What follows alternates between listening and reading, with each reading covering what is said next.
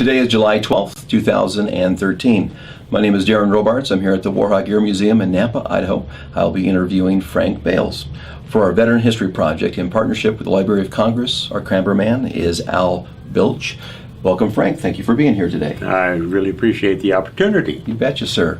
Please state for the record, full name, your address, your birthday. All right, my legal full name is John Franklin Bales, Jr., and my address is 1165 Thurston Snow Road, Good Hope, Georgia, 30641.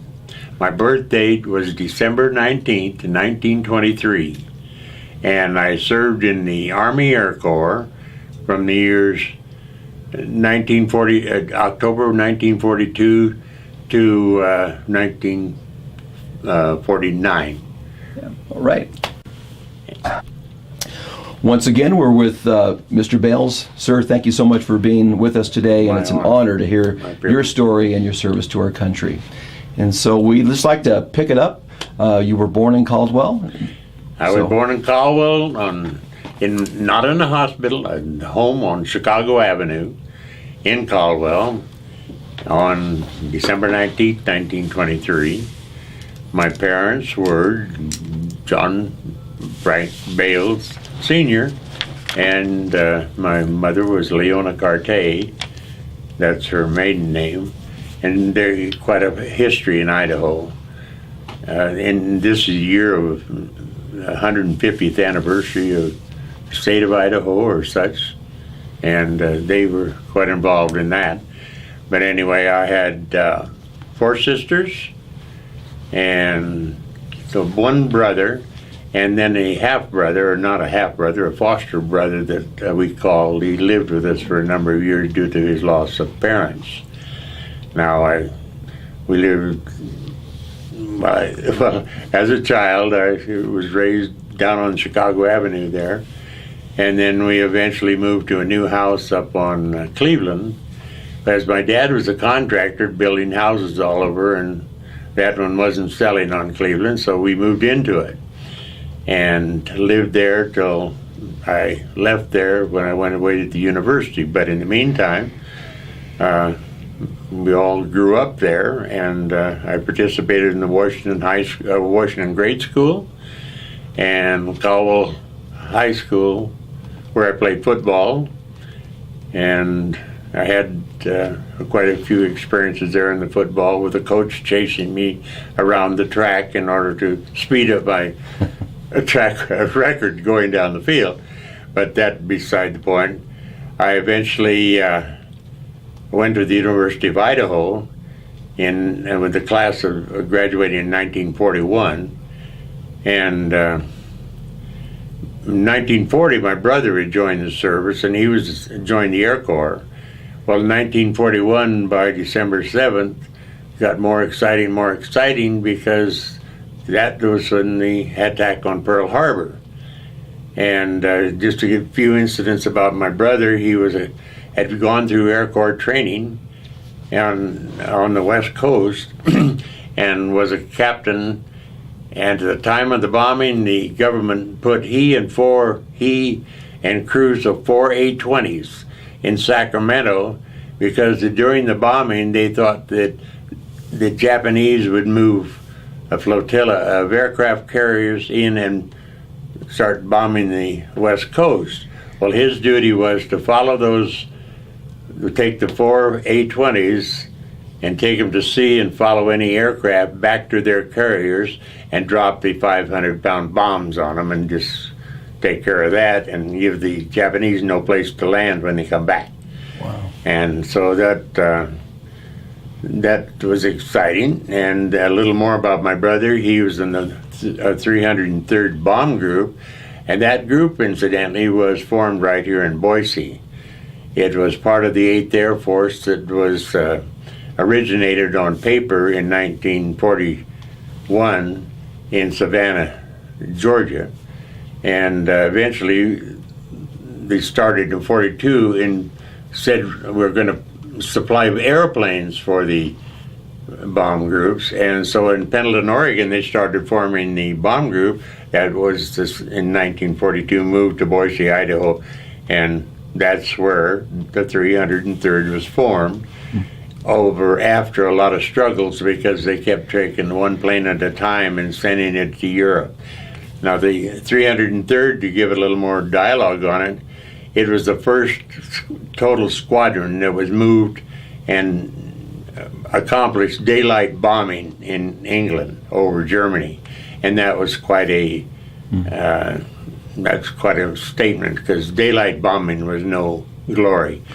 Yeah, and that was a bomb group that Jimmy Stewart was a part of as well. Is that correct? But who? Jimmy Stewart, the actor? He was in, well, he flew with that group, and it was also the bomb group that had the Hells Angels airplane that you've read about, no doubt, if you read about the wars. And that, incidentally, was the plane that Hells Angels was leading the bomb squadron that was making the penetration over Kiel, Germany, the submarine pens, and that's when they were attacked by 100 to 150 single and double engine, twin engine German fighters, and it was really a daring raid by the 303rd and the 82nd and one other bomb group I can't recall, but they zeroed in on the submarine pens, and the bombardier did an outstanding job and is to be recognized.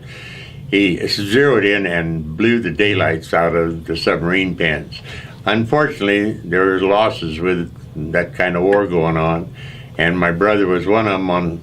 He picked up flak over target, and then he was leading his squadron, and they finally went out to sea over the North Sea, and he had to drop out of the formation and fall back, and that's a deadly thing in that type of war, because once you fall out of formation and lose all the support of additional fire, they were attacked by two Me-109s, and they came right across the airplane, and 6 fellows bailed out, and they circled, and my brother evidently got hit, as well as the co-pilot, because that's the way they went right down across the wings, and they had a score for the day, and they landed on the water, and the poor fellows that bailed out, you only last about 20 minutes in the North Sea, and so the entire crew was lost on May 14th, 1943, and that was not good. Going on with the war, I'll ask one more thing. Okay. Raymond St. George, our foster brother there, in the same year, he was on a radio operator on a B-24. He too wanted to join the Air Corps, so he did. And he was flying in the South Pacific with that group of B-24s. And due to the way they bombed targets, we in England were flying in mass formations, up to 1,000 planes on a total effort. But down in the South Pacific, one plane at a time would go over target, and that sort of deadly, and it was in his case, and that plane was shot down, and that was the end of Raymond St. George. Now your question.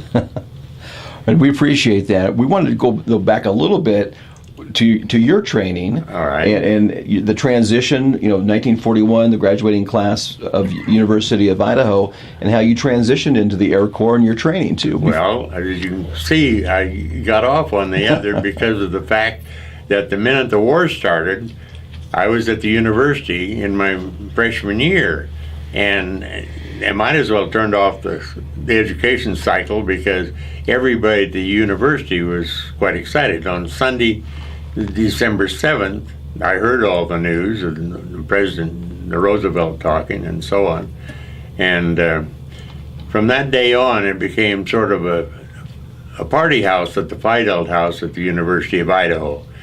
Well, we suffered through the first year, and I was determined in the spring of 42, I was going to get in this.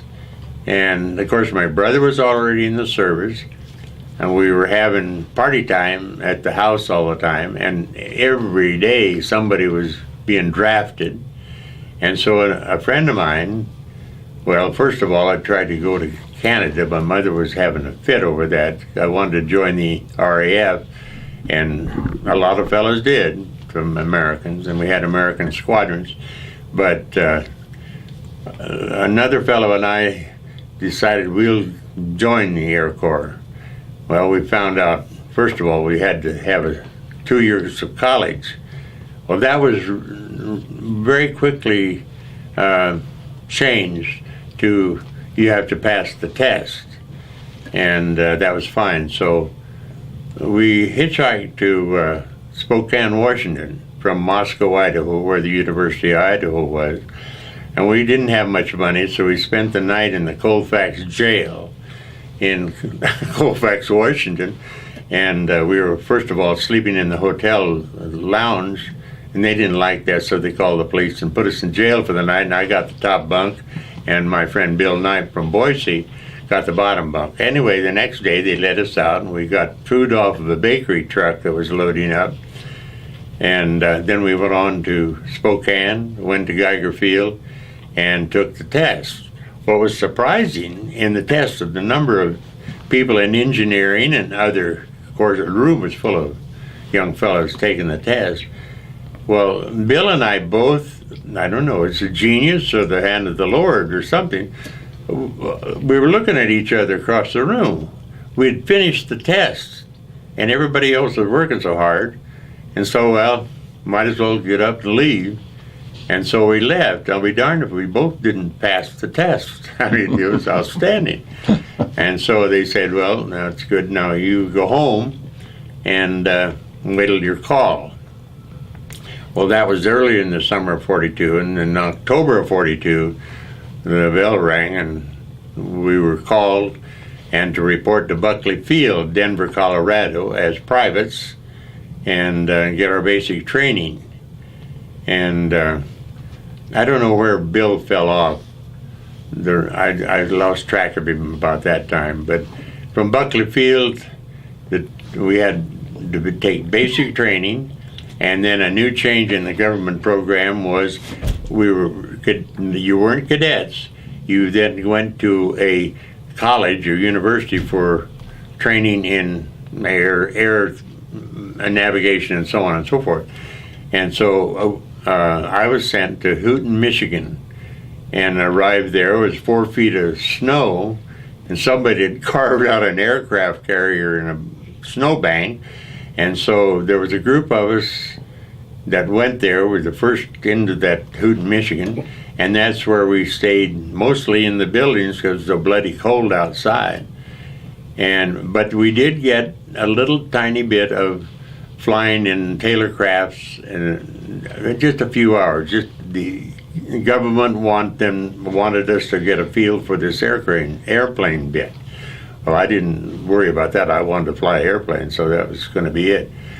Well, from there, we went in the spring or the fall. It was 42. No, it had to be the spring. Sorry. But I had to go to the classification center in, I can't recall the classification center, Montgomery, Alabama. And that's where they determine whether you're going to be a pilot, co-pilot, or bombardier, or whatever. Now, if you didn't make it either one of those, then you became a gunner or other at Biloxi, Mississippi, and you got in the battle a little quicker.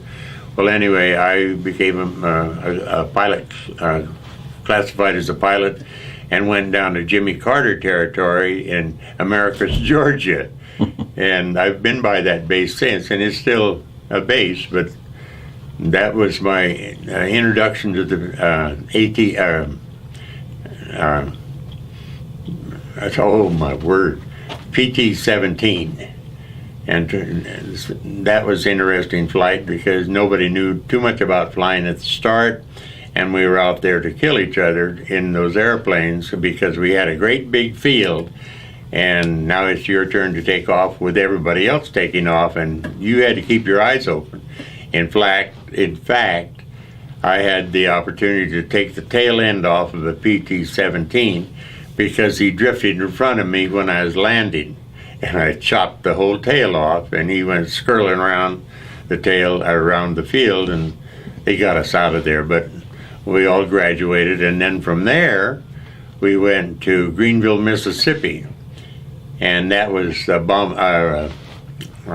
basic training in BT-13s, and that was that was a bigger airplane, and that's where we got a first touch of formation flying of any degree, and our night flying was brought in there, and a bit of navigation. But the navigation was, fellas, you got to fly from here to here to here to here, or in a great big square around Mississippi. And only one occurrence there. The night flying experience I had was bordered on disaster, because I was coming in for a nice landing, and what do I know, my dear friend in the same barracks was coming right dead at me at the same level. That was exciting. Plane on the approach, pull up. Which approach? I mean, you have a problem. But anyway, we survived. We didn't hit each other. Landed. And then we were transferred from basic to advanced.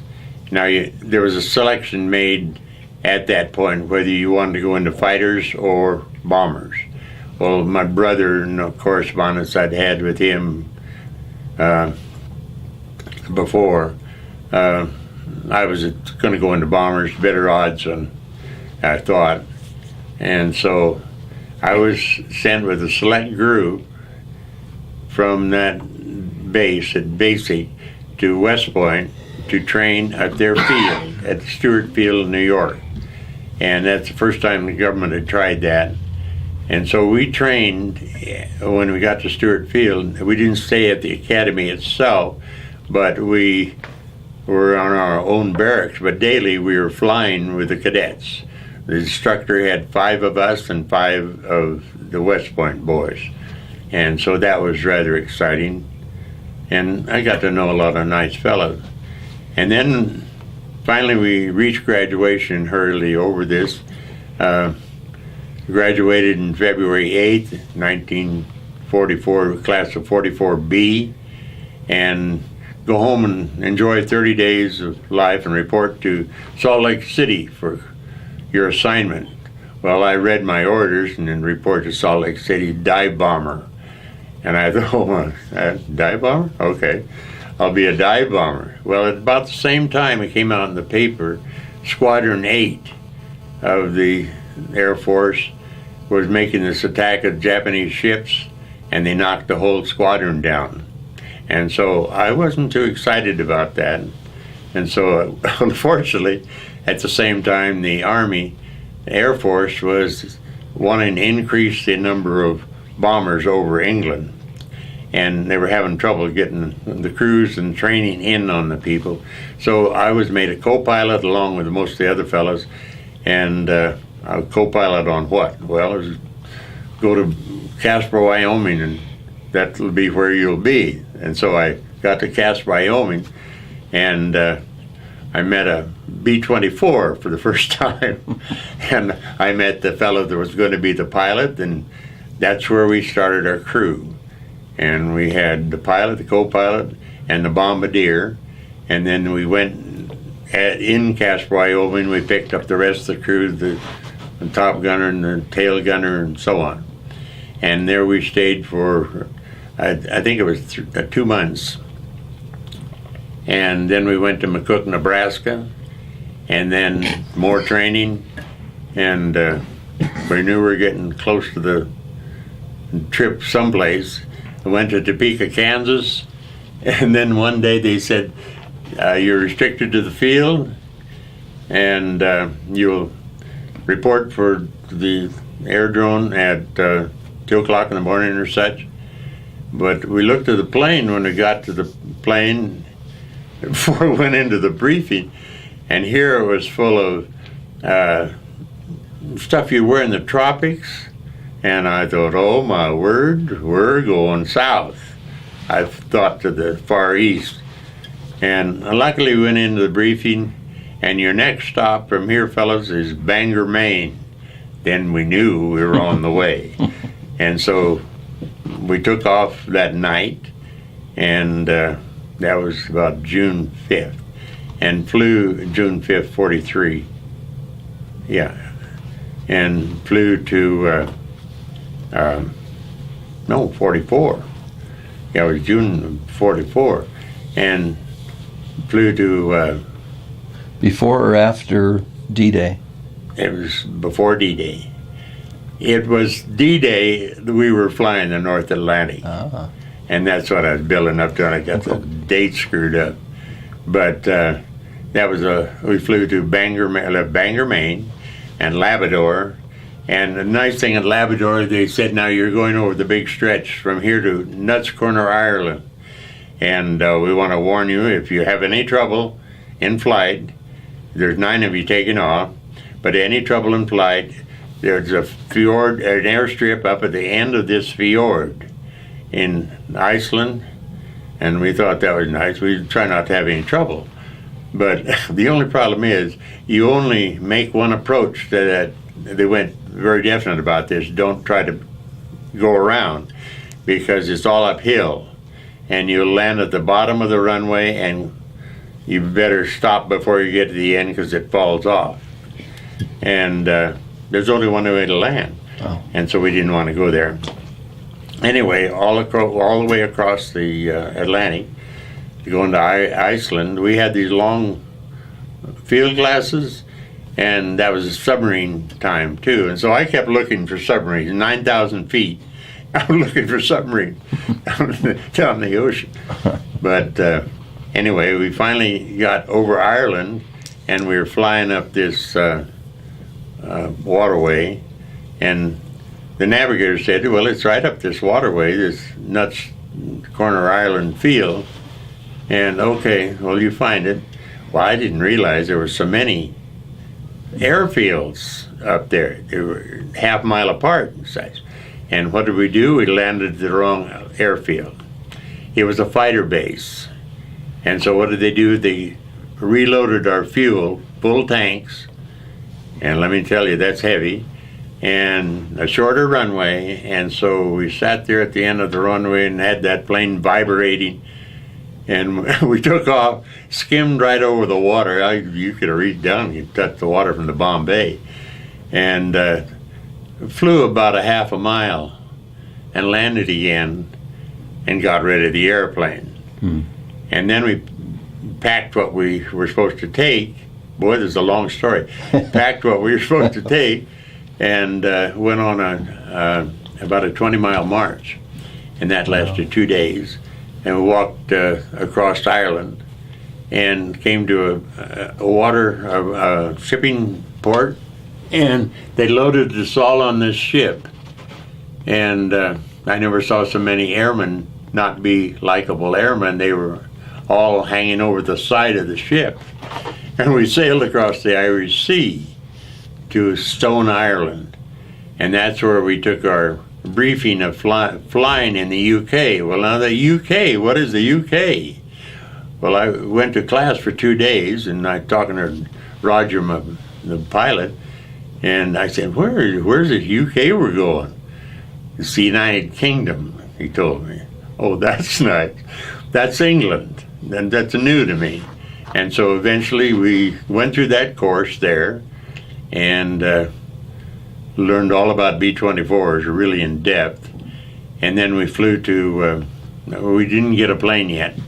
We went to the 466 bomb group. That's where we were assigned. And it was at night, and we pulled in there, and Roger and I went in to meet the CEO, or the captain, or the commander, and both saluted and were reporting for duty, sir. Well, lieutenants, you've been reassigned to the 492nd. They had heavy losses today and are lacking airplanes. They lost a whole squadron, almost. And so then you swallow that and say, my golly, that's where we're going into a little tough water. So we got back on the troop truck and went over to the 492nd, and that's when we arrived and reported in, and that's where we started our bombing missions. And you keep going. You're doing all great. Right. Now here. we were there and assigned to barracks, and unpacked our stuff, and went through a few days of practice missions.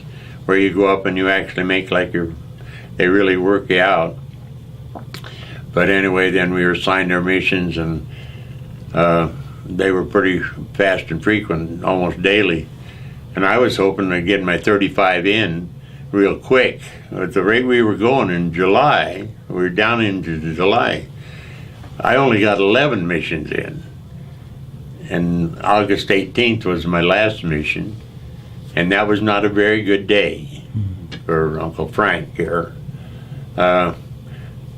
It was just our bomb group, the 303rd, sending out, I think it was 18 planes to go wipe out an air drone and marshalling yard in WWII, France.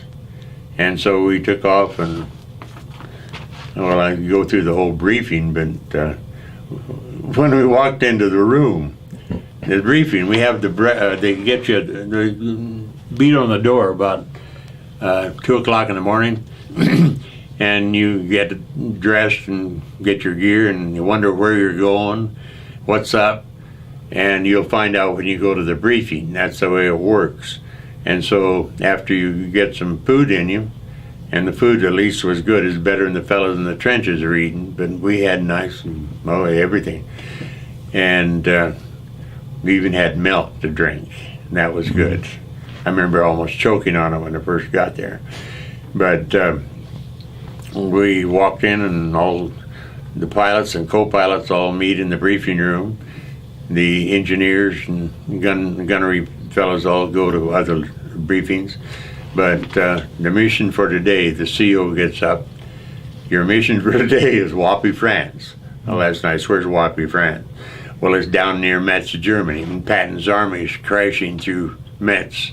And Patton's really raising Cain down there. They want that installation taken out. And so we listened to the briefing and the winds and so on and so forth. And then, good luck, your planes, the first takeoff will be at 07 or something like that. And so we go to our planes, the trucks take us out there, and we check them out, and okay, then all fill our cigarette lighters with a little fluid, the gasoline drains on the side of the Bombay, because we're all heavy smokers about that time. And so then we do get airborne and go to WWII, France, and a very simple bomb run, and excellent, and wiped out the target. And the only problem is you get your location of where you're flying, and we were flying in the lowest element at the slot in the lowest squadron. And so that put all the planes at the higher level and put us very low. And it was a low over the target, it was very low, and there wasn't any flak there, and not there. There weren't any fighters.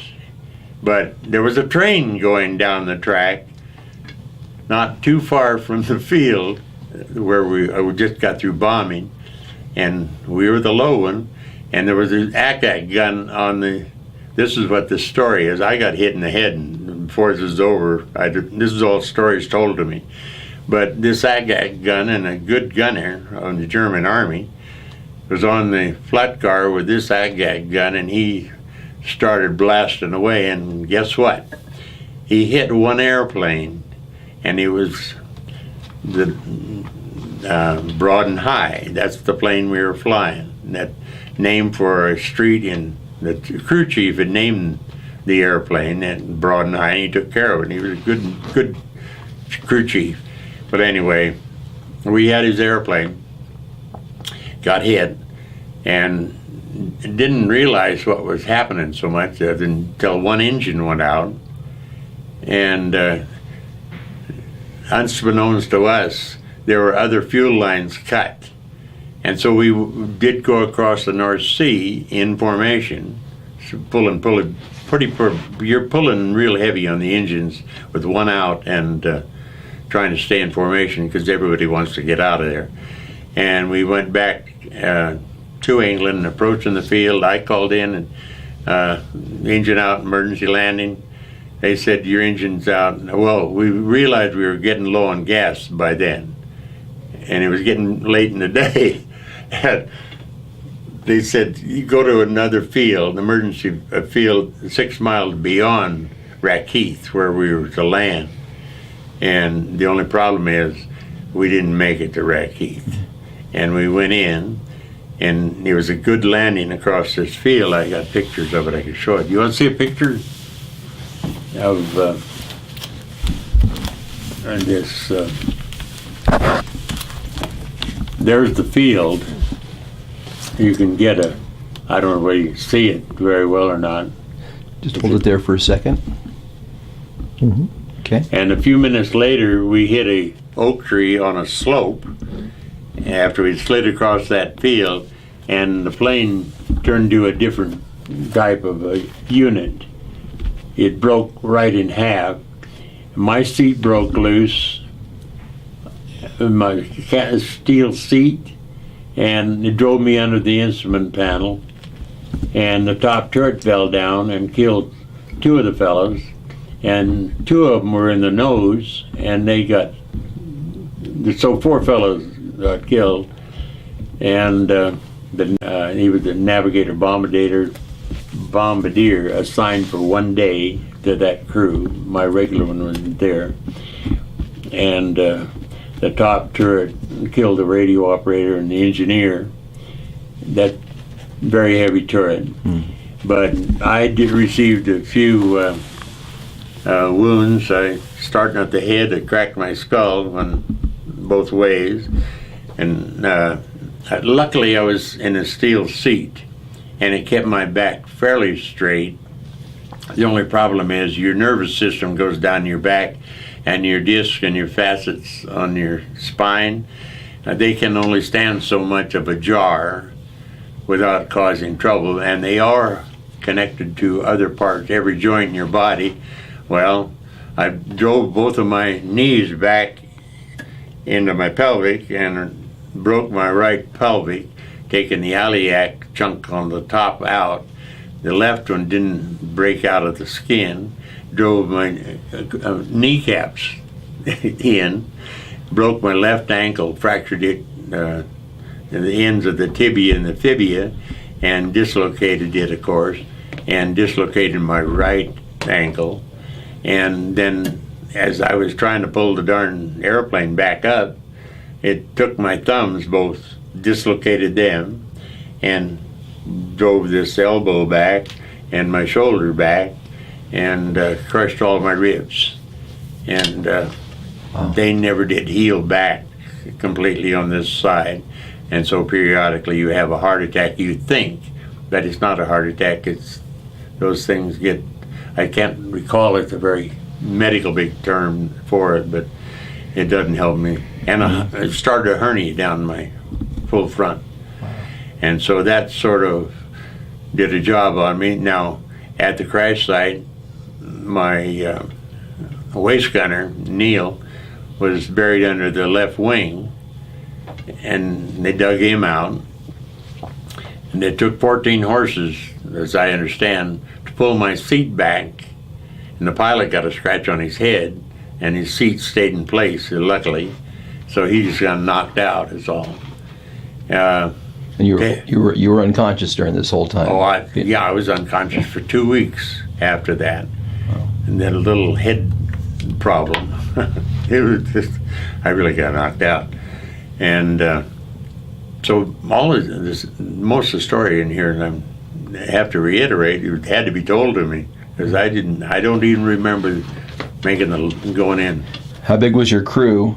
There were 9 people on the crew. And 4 of them perished? I beg your pardon? 4 of them perished? 4 perished, yeah. Okay. So 5 survived? Yeah, and the tail gunner, he had back in the back there, and he crawled out, and if you notice the B-24 with his wings, he's safe in that turret. Yeah. And he was luckily in that turret, or he'd have got sailed right through that airplane when we hit. The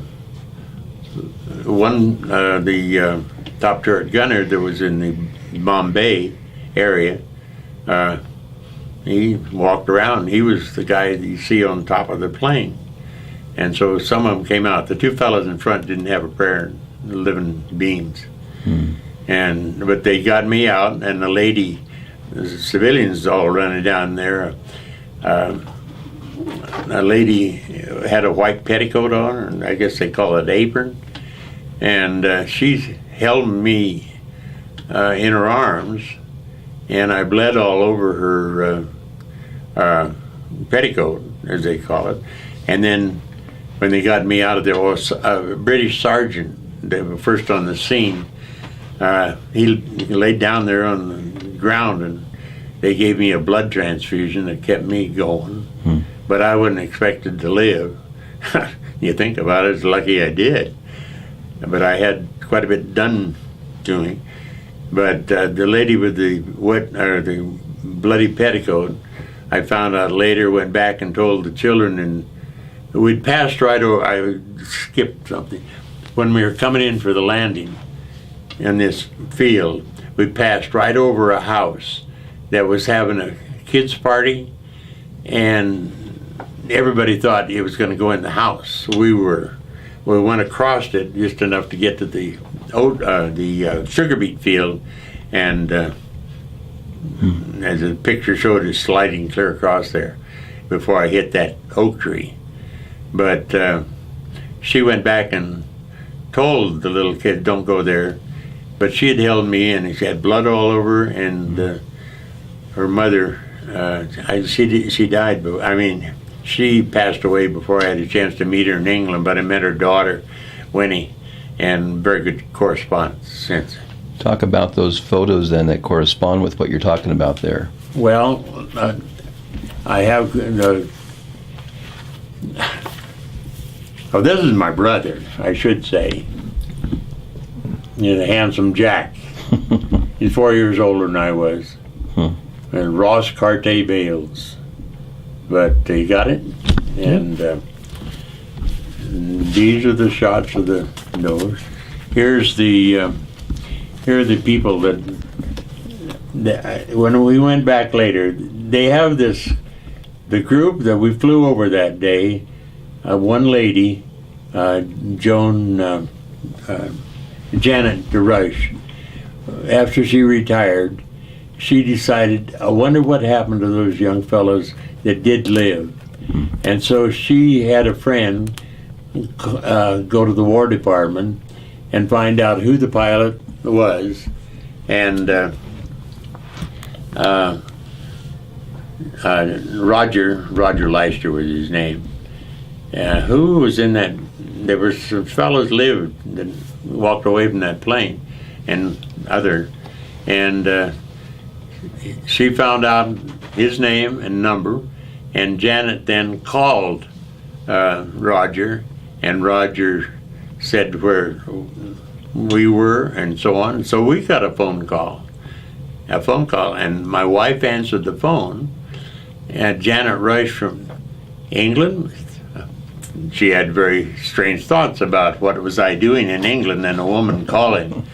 And she explained herself, and that was the start of a real relationship that goes on today. Wow. And in fact, we were over there last year, and we will go over next year, and God, they treat us like saviors. It's fantastic. But and you called this group something, or they named themselves? You said some name of the group of kids? Oh, the Kirby Kids. Kirby Kids. Oh, yes, the Kirby Kids. These are some of the Kirby Kids that entertained us when, I had this up a moment. That's the monument at the crash site. And that is this one right here? This one right here. So turn it around. There was a bigger picture. Just turn it over. Yep. Just turn it over. Is that the memorial there? No. Okay. No, this is at the air base at the 467. Okay. I thought you had a bigger picture of that right there. But I don't. Okay. No. I had one. No, these are. Did you get these? These are at. The nameplate is on there for my brother. Wait a minute, that's me. My nameplate down at Savannah at the Historical Museum, 8th Air Force. Okay. And this is my brother's. Same thing. It's a little token. But that's where the 8th Air Force was formed, down south. Now, one area I did miss, or no, we're coming to, is what did I do after the war? Well, I finally spent 2.5 years in the hospital, and I was in Fitzsimmons. They flew me back in a body cast because of my hip, and I had a boot cast on my left foot, and a full cast on this arm, and a neck brace. And I wasn't moving around much, and I like to pull my 45 out. I had it. I don't know why the guy saved my 45, but I had it with me coming across. They put us on C-47s to bring us across the Atlantic, and we had to stay in Scotland for a while because a bunch of casualties from France were coming through, and so we stayed there for a while. And then they finally got us on the plane going across the Atlantic. Well, then this young lieutenant that almost got shot that day by me stood up and said, "Now, if we have to abandon ship and make a landing on the sea, I want you all to go out the Bombay door." I mean, not the Bombay doors, the doors. And he was explaining how we were going to get in the lifeboats. I was in a body cast strapped to the plane. And I wasn't going any place, nor was the fellow below me. He had a body cast on too. And that's where I almost thought, "You son of a gun, I got a message for you." And I didn't send the message. But we made it across to Mitchell Field, and that's where Eleanor Roosevelt came to visit us and signed my body cast. I don't have the body cast left. But I remember her purple outfit. My Lord, she was a purple outfit. And then one day I decided I was going to get out of that cast. Oh, terrible. I had a clothes hanger undone completely to go starting up here and going clear down below my knee to scratch. I had to scratch because that was terrible. But anyway, my sister happened to be going to school up dietitian school at University of New York, or in New York, and so she'd come to visit. But then I wanted to make a point. Eleanor Roosevelt visited and shook my hand, congratulated me for what, I don't know what. And incidentally, landing to Mitchell Field's the first time I ever saw a B-29, and they carried me off the plane, and oh my word, the size of this thing right under the nose of it. And I thought, if we had only had those, we could have wiped them out and nothing flat. But anyway, we did our stay at Mitchell Field, and then they flew us to Fitzsimmons General Hospital in Denver. Now, that was a beautiful place. I'm sorry to interrupt you. Is the war over, or is it still going on? What month, year? That was we took off from England in September of 44, okay. And I'd been in the British hospital and then the U.S. hospitals, and it was just a case of getting us back to the States. And so I was in the hospital. The war didn't stop till I'm in Spokane, Washington. I go there next. But anyway, at Fitzsimmons, I said, "What's my prognosis?" "Well, you're here because we're waiting to see if the dislocation of your right hip and the fracture is going to cause you to lose your right leg." Well, I thought that was exciting. That's why I'm here. And so it didn't work out that way, and they finally were going to send me to a still in a body cast, and they're going to send me to a rest center.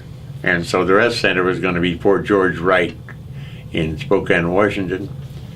And we went there, and during the first month I was there, they removed the cast, but they also operated on my arm and gave me a bone graft from my shin in my left leg. So I sweated out there, and eventually I got discharged from Fort George Wright. But when I got discharged, I was in pretty good shape. I recovered. I'd been there quite a while. And this is in 46. And so I got out of the service and went home. And then I decided I'd go to college. And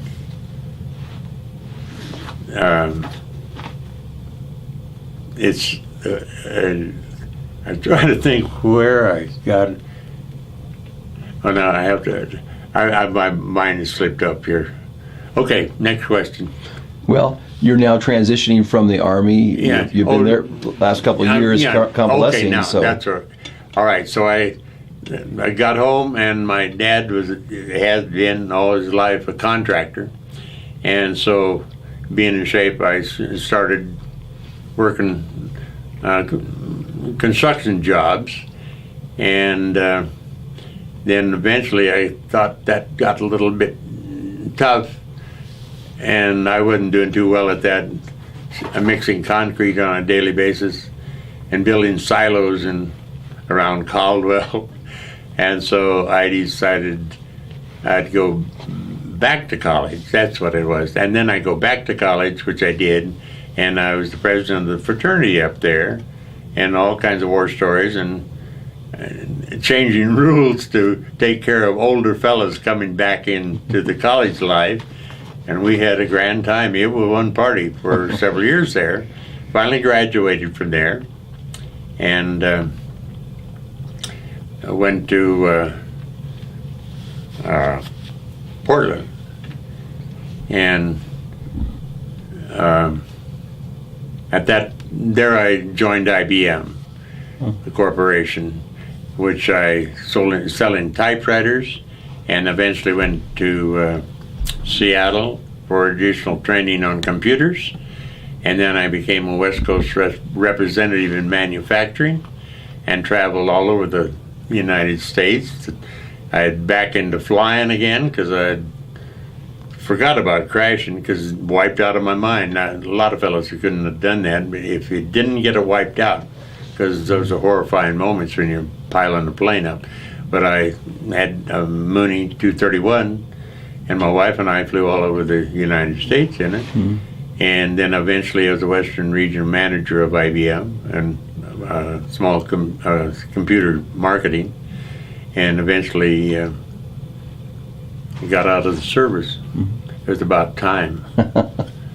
You have a photo right here that you wanted to show us, the one that's face down there. After I got out of the service, after I got out of the service, I wanted to have a living, and after I got through this construction stuff, there was a little too much, and I went back to college. I finished the college, but I did go into contracting and real estate. And during that time, I was building tracts of houses, and I was in Riverside, California, out of the service and all, and I had a contracting outfit and real estate and doing quite well. But I was training one track I was working on. They did quite a write-up on it, and I was all these little kids in the school. It was a private school I ran right beside one of my tracks, and I was training them and carrying them through, and I had regular meetings with these little kids on where we are progressing in the construction of these houses. I had a lot of houses. And that was very exciting for the parents to see the kids so turned on about that. And I enjoyed it too. What year is this right here? This is 1945. 45, yeah. Yeah, because I moved into another house in 46, yeah. Okay. Well, we only have a few minutes left. And one of the things that you have a few more photos here that you might want to mention. We also want to get some closing remarks from you, and I'll ask you about that in a second. But is there anything you want to? I just show you a nice job my wife did on making up a little plaque to hang on the wall, and It has a Purple Heart that everybody talks about. You got to have a Purple Heart. And you, All right, you you got it? well deserved that as well. So. Yeah. And this is the church in Kirby Bidden, where the Kirby kids, and that's where that church is an ancient church. But in there is a plaque with the names of the 4 fellows that were killed in the crash. And Colonel Mahoney of the bomb group came out with Roger. Roger was able to fly again, in the pilot. And they came out and dedicated a plaque that's... And I was, sure. They got a nice plaque on the wall. Well, that's interesting. Well, where'd it go?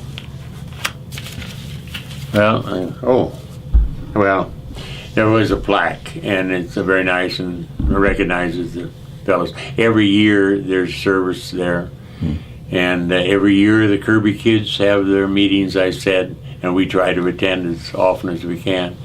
And they think we're some kind of godlike creatures that saved England. And that's nice to feel. And your plan is to go back again this year as well. I'm not going back this year because I'm going to meet a lot of them in Savannah, where I'm going to a convention in 2 weeks. Okay. And I'll have to give an interview down there. There are not many of us left. The last one in San Diego, out of the 492nd Bomb Group that met, we had a convention there. There were 6 of us at the table that had been in actual combat. The rest are admirers, sons, daughters, but they're very active groups. And now the 492nd and the 467th are grouped together, and they're having a convention that'll be in England next year. And that's my story. Well, I'm going to ask you one last question. One last question. And just for the purposes of a statement from you, as far as just looking back at your life, a life's lesson that you'd just like to leave on this DVD for future generations to hear, to see, what would that message be? The things that you've gone through in your life, what would be that message to the present generation right now? On the present generation, I'd tell them to stay away from drugs. Yeah. Of all forms. Because what I see in today of the offspring of my friends is not a healthy picture. It's a sickening picture for our country. And it can do us no good. But be loyal to your country and be ready to serve. It's disgusting. I have a nice poem in my file here that everybody should read regarding that. I get sentimental.